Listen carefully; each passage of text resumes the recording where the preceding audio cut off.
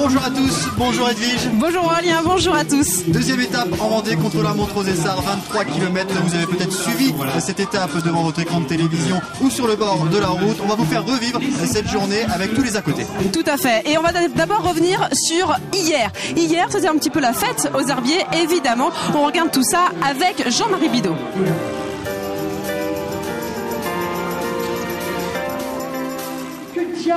Allait-il faire dans cette galère? C'est un merveilleux débutant qui progresse à une vitesse hallucinante et qui aujourd'hui se présente vraiment comme un acteur qui se confirme.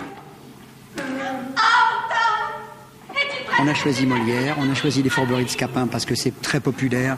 7 ans à 77 ans, ce soir il y avait des petits garçons et des grands-pères. J'ai eu un coup de foot terrible, mais un vrai coup de foot quand j'avais 17 ans à la Comédie Française en regardant Le Songe d'une nuit d'été de Shakespeare. Je me suis dit ce jour-là, je ferai du théâtre. Le théâtre sera un truc très important dans ma vie. Donc on a joué il y a 3 ans Le Mariage forcé. J'ai eu l'idée de prolonger ça et de faire une vraie tournée pendant le Tour de France et d'offrir donc au public du Tour de France et au public des villes qui accueillent le Tour de France gratuitement une représentation. Mais que diable allait-il faire dans cette galère?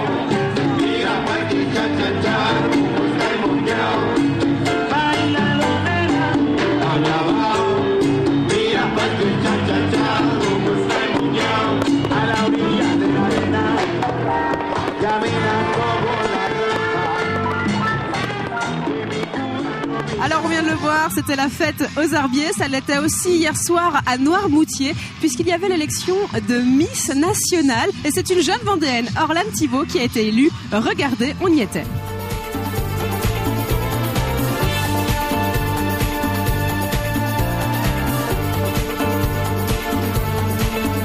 La soirée s'est déroulée d'une manière plutôt remarquable, nous sommes très satisfaits. Avec 8 jeunes filles aussi belles les unes que les autres, donc avec un jugement difficile, un vote difficile, parce qu'en fait toutes pouvaient prétendre monter sur les 3 premières marches, enfin les 3 seules marches qu'il peut y avoir sur un podium. Je m'appelle Orlane Thibault, j'ai 18 ans, alors j'ai voulu représenter mon île ce soir, donc voilà, très contente. À quel âge que ça t'a pris de faire Alors, il n'y a pas très longtemps, j'ai été au public voir une copine de classe qui faisait Miss Nantes l'année dernière. Et un monsieur du jury est venu me voir pour me demander si je voulais participer à une élection. Donc voilà, très contente.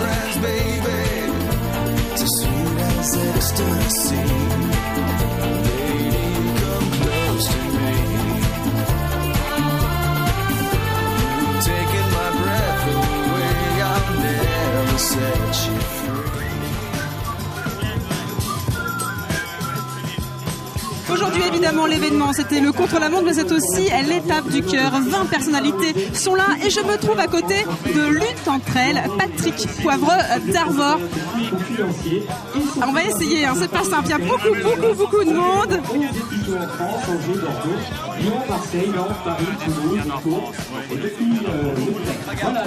Bonjour Patrick, aujourd'hui vous êtes aux côtés du mécénat. En quelques mots, c'est quoi leur mission? Leur mission, c'est de sauver des enfants qui sont atteints de malformations cardiaques, qui ont besoin d'être opérés. Et pour ça, il faut des familles d'accueil, il faut des gens, il y a toute une structure. Disons qu'en gros, chaque opération coûte à peu près 10 000 €, mais ces enfants sont sauvés. S'il n'y a pas l'opération, ils sont condamnés à terme. Donc c'est magnifique, avec une opération comme aujourd'hui, on peut sauver 7 ou 8 enfants. C'est symbolique aujourd'hui parce que finalement vous êtes sur des vélos, les enfants malades ne peuvent pas finalement pratiquer de sport, donc le sport a une grosse symbole aujourd'hui, symbolique. Bien sûr, mais plus tard ils pourront, et ça c'est magnifique. Et vous alors, il y a quand même 23 km aujourd'hui, ça va aller? Je l'ai fait l'année dernière, c'était 55 km ou 60 km, je ne sais plus. Facile. Non, mais j'espère que ça ira mieux. Alors on vous connaît, encore un petit dernier mot, on vous connaît sur le Vendée Globe, évidemment. Oui, allez-y, je vous suis. On vous connaît sur le Vendée Globe, vous connaissez très bien la Vendée, on vous connaît moins sur un vélo, ça va aller quand même? Je vais les découvrir, et moi aussi je vais découvrir, oui. Alors bon courage.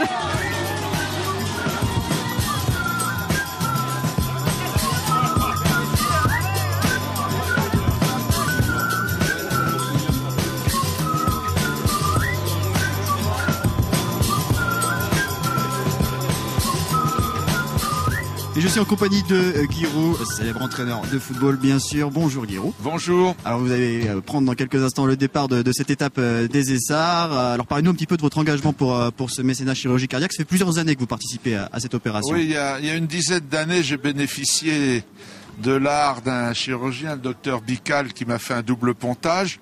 Et puis il m'a expliqué ce qu'était cette œuvre qui est formidable. Il s'agit de sauver des enfants du tiers-monde qui ont des anomalies cardiaques. C'est une association qui en a sauvé maintenant, je crois, tout près de 2000 depuis qu'elle existe.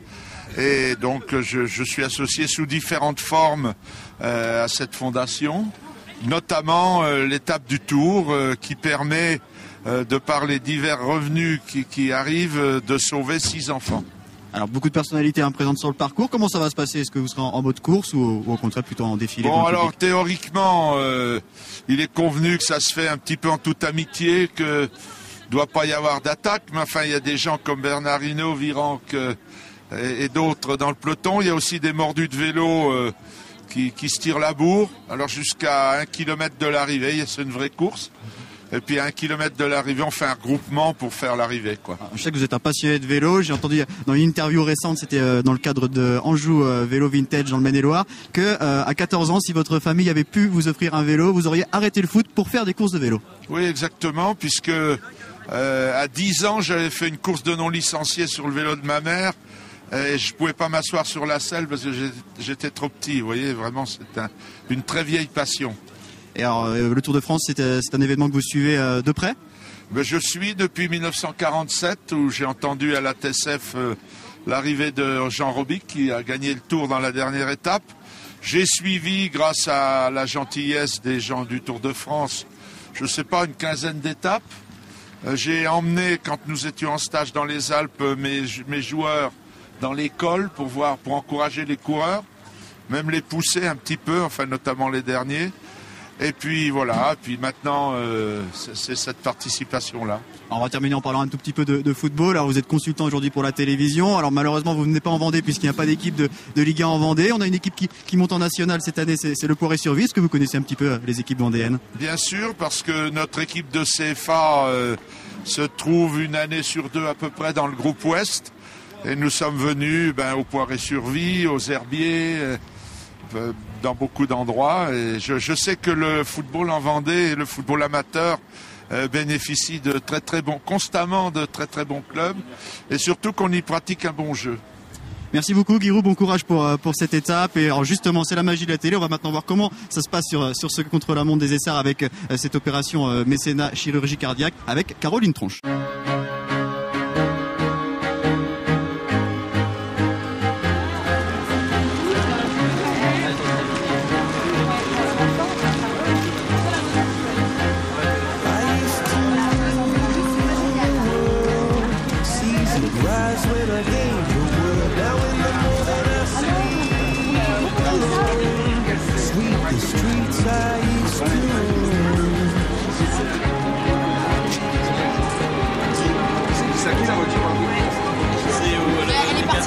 Je suis très embêté parce que j'ai oublié mes lunettes de soleil.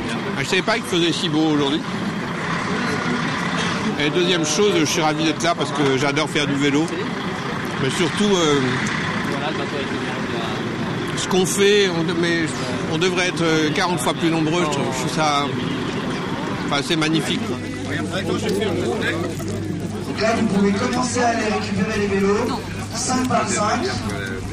Et on attend tout le monde, vous restez sur la zone de vie. Et on vous donnera le top pour partir sur la rampe de lancement. Donc c'est bon.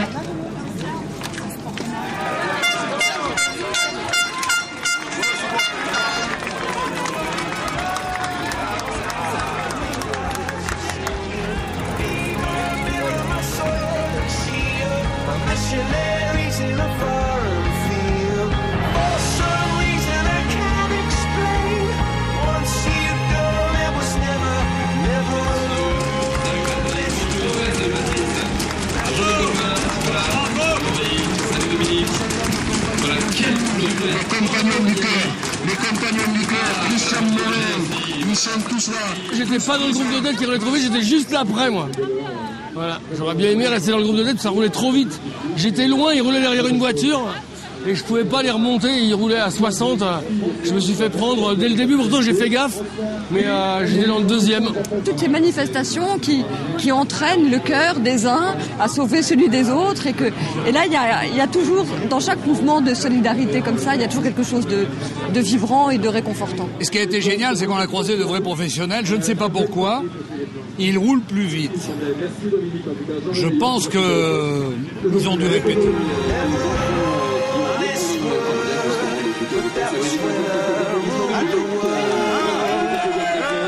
Merci.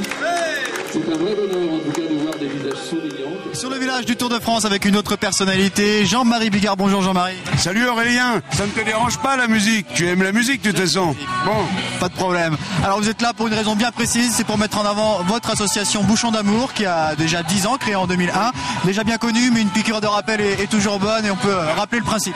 Non seulement une piqûre de rappel, mais ce qui est la grande nouveauté, ce qui est extraordinaire, c'est qu'on est un petit peu maintenant associé à l'événement populaire le plus connu dans le monde et que notre idée au président Guy Petit et à moi, c'était que on pouvait créer une association avec en faisant donner aux gens pas de l'argent mais une infime partie de nos poubelles.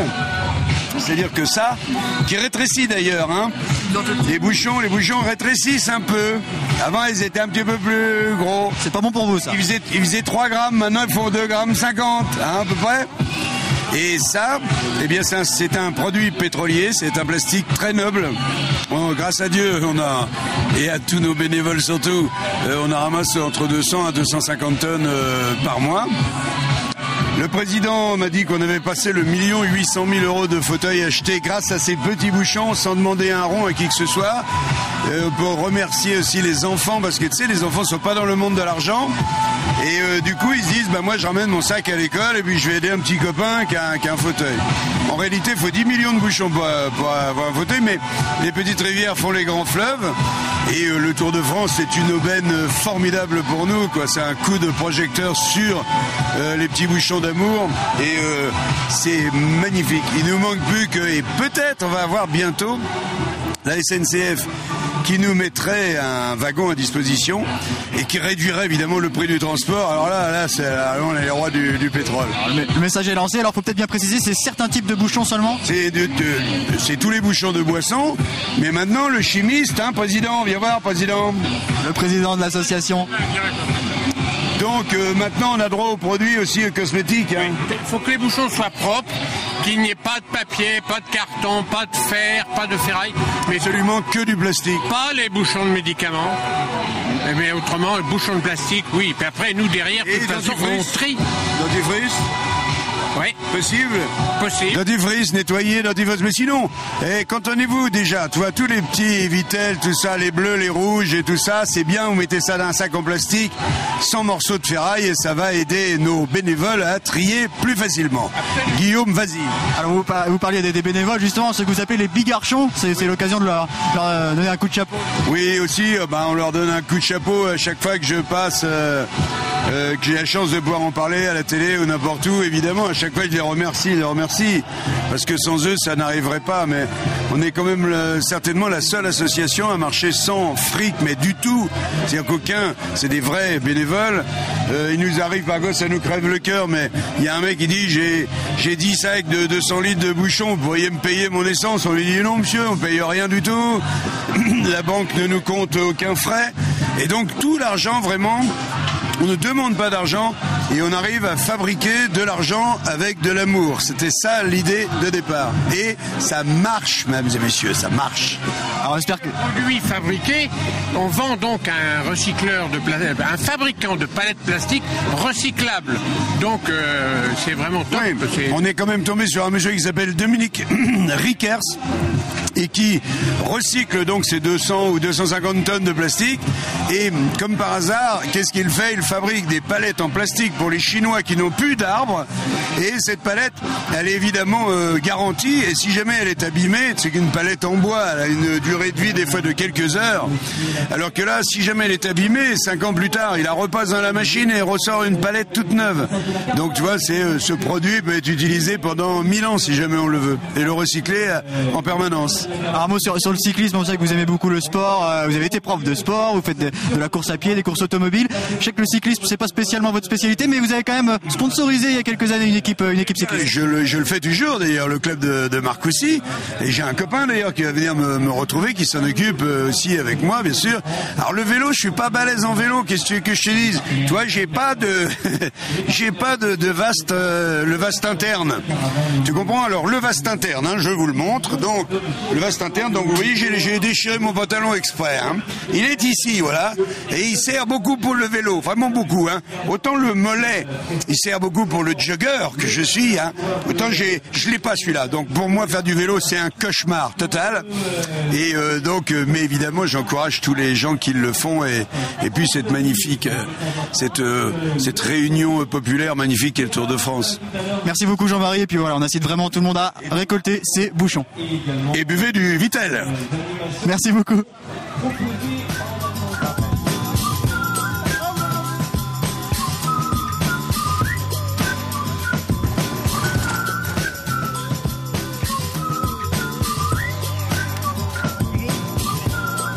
Alors nous voici devant la mairie en présence évidemment de Madame le maire. Bonjour. Bonjour. Alors tout d'abord, heureuse de cette journée? Très heureuse. Je pense que pour les Essartais et pour les gens du pays des Essarts, pour les Vendéens en général, c'est une chose formidable que de recevoir un contre-la-montre par équipe. Je vois qu'il y a un engouement énorme. Oui, la ville a pris un petit peu plus de couleur depuis quelques jours. N'est-ce pas? Déjà par la décoration, d'une part, et ensuite par l'arrivée de tous les campeurs, enfin camping-car surtout, c'est ce qui nous frappe le plus, et tous les touristes en général. Évidemment. Oui. Alors, les Essarts, c'est très symbolique parce que c'est le fief de l'équipe Europcar. C'est important du coup pour vous? C'est très important parce que nous aimons le vélo. Aux Essarts, nous avons une très bonne équipe cycliste qui s'appelle le VCE, qui a eu un champion l'année dernière, en l'occurrence Maxime Pifto, champion de France. Oui. Et nous avons donc Europcar, Vendée, et pour nous c'est vraiment formidable parce que nous avons une équipe à suivre sur le Tour. Et puis c'est les Essarts, mais de toute façon c'est tous les Vendéens qui se trouvent évidemment derrière l'équipe Europcar. Alors là on est donc dimanche, mais finalement c'est la concrétisation de plusieurs mois, voire peut-être d'une année de travail. C'est une année de travail, avec une accélération ces derniers temps. Oui. Alors, ça veut dire quoi quand on dit une année de travail? C'est des réunions, racontez-nous un petit peu comment ça s'est passé. C'est des réunions quotidiennes, par semaine? C'est des bénévoles à mobiliser? Toute une commune à mobiliser? Tout à fait. C'est d'abord beaucoup de réunions, de coups de fil, de courriers...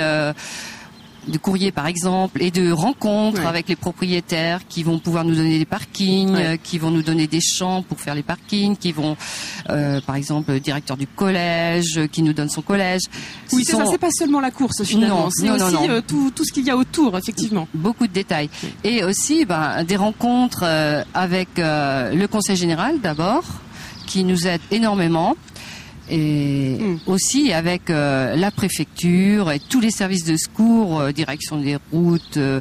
C'est une grosse organisation. C'est une très grosse organisation et ce qu'il y a de bien, c'est qu'au fil du temps, on a appris tous à se connaître et on marche tous dans le même sens. Voilà, c'est une famille. Alors justement, est-ce que vous êtes fière de votre famille aujourd'hui dimanche? Je suis très fière et j'espère que la journée se passera bien, mais il n'y a aucune raison parce que vraiment on a au niveau département, au niveau région, on a des gens super compétents qui veillent à tout et moi je me sens en sécurité avec ces gens-là. Bon alors tout va bien, voilà. Normalement tout va bien se passer. Oui. Dernier point, évidemment, on en parlait hier avec le maire de la Bardemont, avec le président du conseil général, c'est finalement une vraie vitrine pour la Vendée, notamment pour les Essarts.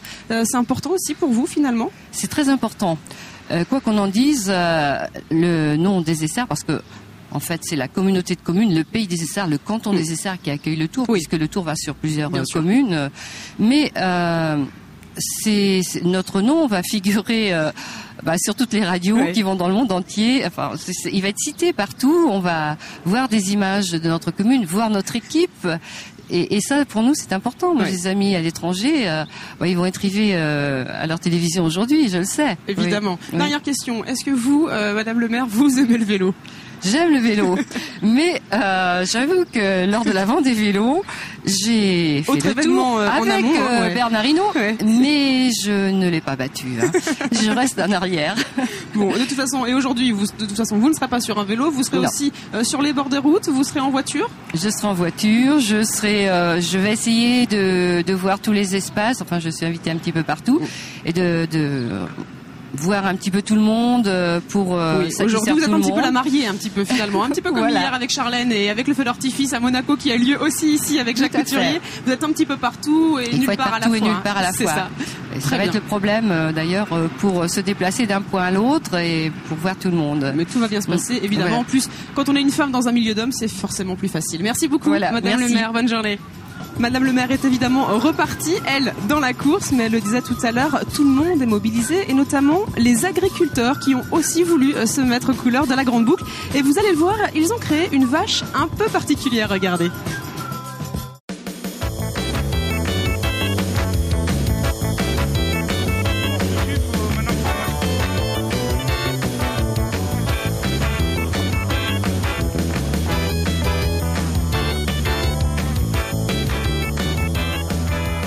Quand même, je nous ai servi pour tracer, pour vis-à-vis du plan qu'on pouvait avoir, pour reporter à l'échelle, simplement, sur la parcelle qui fait 18 par 16 mètres. Quoi. C'était pour garder la même échelle sur du dessin, que ce soit du plan jusqu'à la réalité.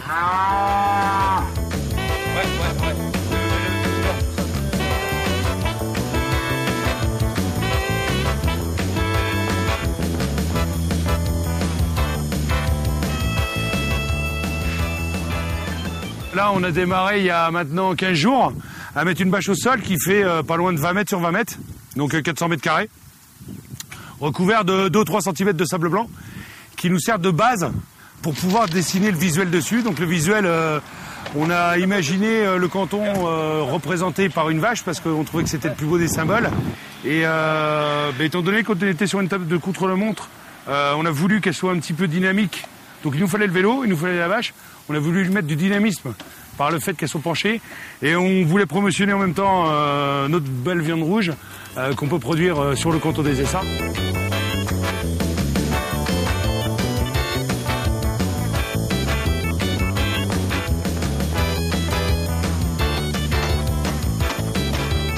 On aura utilisé du charbon, de l'ardoise, du sable blanc, du sable rouge, un peu de peinture, du bois. Et puis ça doit être à peu près tout. On finira peut-être, je sais pas encore, quand ce sera vraiment sur les dernières touches. Peut-être qu'on retrouvera encore quelque chose à mettre de nouveau pour fignoler juste le dessin. On va se servir de déchets de buissons qui étaient broyés, qui vont nous servir, qu'on peut les voir dans le fond pour faire les crânes.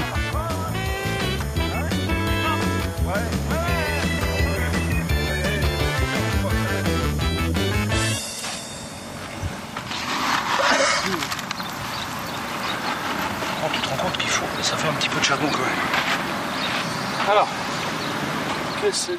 Alors nous sommes maintenant sur le village départ de cette étape des Essarts, un contre-la-montre. Et s'il y a bien quelqu'un qui connaît bien les épreuves chronométrées, c'est Christian Tessier, président et fondateur du Chrono des Nations. Christian Tessier, bonjour.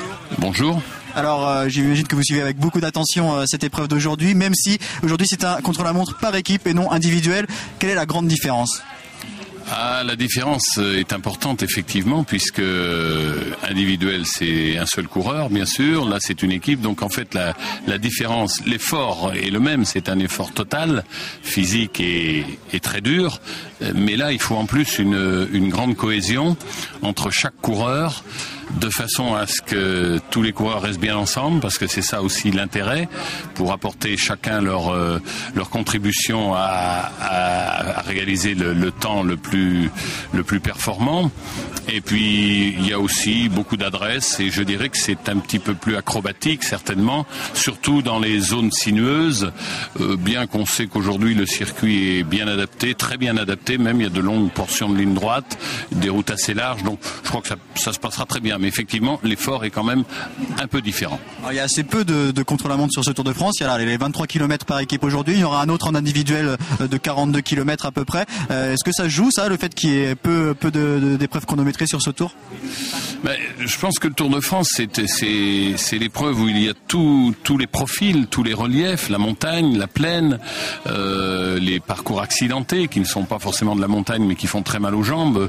Par exemple, lorsqu'on pense dans le centre de la France, et les contre-la-montre, pour moi, sont absolument indispensables. Alors, effectivement, pour le Tour de France, je pense qu'il est intéressant qu'il y ait un contre-la-montre par équipe et bien entendu un contre-la-montre individuel. Qu'est-ce qui est le plus intéressant pour vous dans ces contre-la-montre justement? C'est quoi? C'est pour le public surtout? Écoutez, je retiens toujours la phrase de Marc Madiot qui sait bien de quoi il parle lorsqu'il vient régulièrement, il est toujours présent aux herbiers parce qu'il est attentif aux résultats et surtout à découvrir les jeunes talents, parce qu'on démarre avec les catégories, on va démarrer avec les cadets cette année, donc on a toutes les catégories représentées à la même course le même jour, en octobre, et Marc Madiot dit toujours que le contre-la-montre c'est la communion du public avec son coureur. On va revenir un peu sur l'étape d'hier qui est arrivée aux herbiers. C'est la première fois que les herbiers étaient ville-étape. Vous y étiez, j'imagine. Comment vous avez vécu cette journée? Oui, bien sûr, j'étais sur place. En plus, j'habite dans la montée des Alouettes. Je suis à peu près à mi-côte. Cette montée qui fait très mal aux jambes, je peux vous le dire. Et surtout quand on a fait près de 200 km, la preuve c'est qu'on a vu une arrivée tout à fait limpide, très belle. Un excellent vainqueur, un grand vainqueur, mais on a vu surtout un peloton complètement explosé en haut des Alouettes. Le chrono des herbiers, le chrono des nations a été créé en 82, c'est devenu une référence dans l'épreuve du contre-la-montre. Ça sera en octobre, la prochaine édition. Est-ce que vous pouvez nous en dire déjà quelques mots? Bien oui, c'est la référence, puisqu'il se trouve qu'il y a une époque pas si lointaine encore où il y avait à peu près une dizaine d'épreuves de notoriété dans le calendrier international. Il s'avère qu'au fil du temps, les épreuves ont ou disparu ou sont devenues moins importantes, mais ont surtout disparu pour beaucoup. On n'a plus de courses contre la montre de longue distance. Ça, c'est logique, puisque on ne dépasse plus maintenant l'heure de course, et c'est très bien, tout simplement parce que les coureurs ne peuvent pas préparer des courses trop longues, étant donné que le calendrier est très très chargé. Il court maintenant du 1er janvier au 31 décembre, sur tous les continents de la planète. Et puis, nous, cette année, on va boucler la boucle au niveau des catégories, puisqu'il y aura 6 épreuves, ce qui est absolument unique dans le calendrier mondial, depuis les cadets jusqu'aux élites, et bien entendu, avec les féminines et les hommes, pour répondre à cette attente, parce que les coureurs sont demandeurs. Il n'y a pas beaucoup de courses, donc ils ont envie de participer. Et j'ajouterais qu'il y a aussi des champions nationaux qui n'ont jamais ou très peu l'occasion de porter leur maillot national. Donc, d'où l'expression chrono des nations. Alors, on reçoit actuellement une bonne vingtaine de nations. Je ne désespère pas d'en avoir encore davantage cette année. Le chrono des nations et la fête du chrono, ce sera du 11 au 17 octobre aux Herbiers. Merci beaucoup, Christian Tessier. Merci. Alors vous le voyez, à l'heure où je vous parle, le parcours de ce contre-la-montre est encore en plein chantier à quelques heures du passage des coureurs. Des coureurs qui pour le contre-la-montre utilisent des vélos extrêmement légers, ce qui n'est pas du tout le cas du vélo construit par plusieurs associations de la Merlatière, puisqu'il s'agit d'un vélo en briques. Je vous propose de le découvrir avec ce reportage signé Jean-Marie Bidot.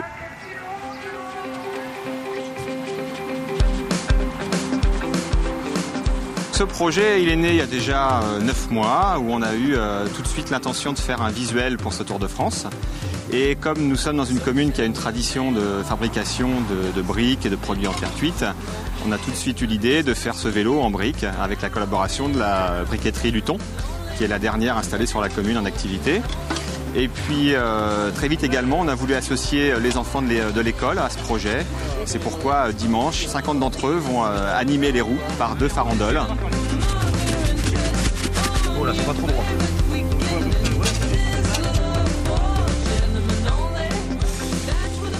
Donc là, c'est tout un symbole pour la Merlatière de faire un vélo en briques, car Merlatière viendrait du latin merus lateria, qui veut dire pure terre à briques. La commune de la Merlatière a connu 4 briqueteries. Actuellement, il y en a toujours une qui est en fonction, donc au Four-Luton, et ils nous ont prêté gratuitement ces briques pour pouvoir réaliser ce vélo.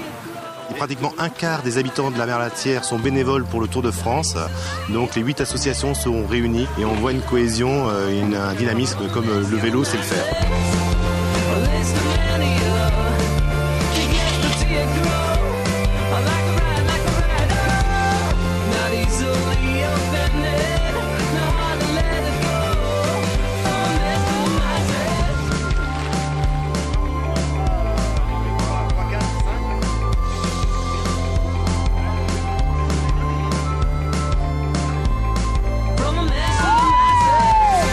Moment pour nous de faire une petite pause, une courte page de pub et on se retrouve dans quelques instants avec encore d'autres coulisses de cette étape des Essarts.